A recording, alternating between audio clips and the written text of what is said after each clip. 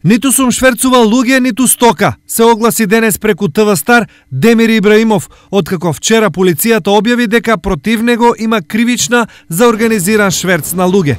Патувам со жена ми за Германија, многу добро на враќањето, се враќаме и пак со жената назад во граничен премин, не стопираат, на стрегаат страна и право не преживуваат дека воземе имигранти.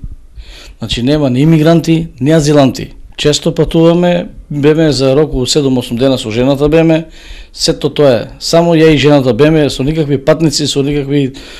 Апсолутно немаше ништо. Се е лажно што има тој, немам информација.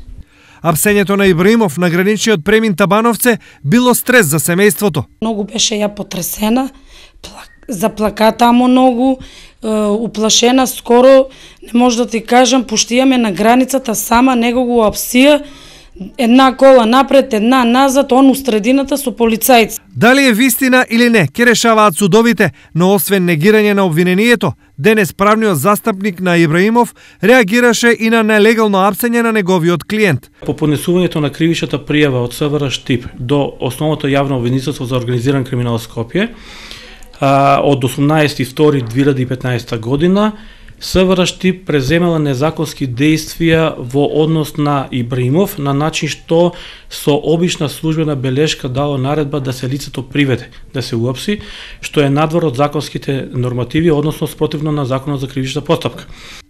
Реакцијата на адресираната кривична пријава до Ибраимов и неговиот адвокат Нетков доаѓа откако вчера полицијата соопшти за веќе покренатата кривична пријава против.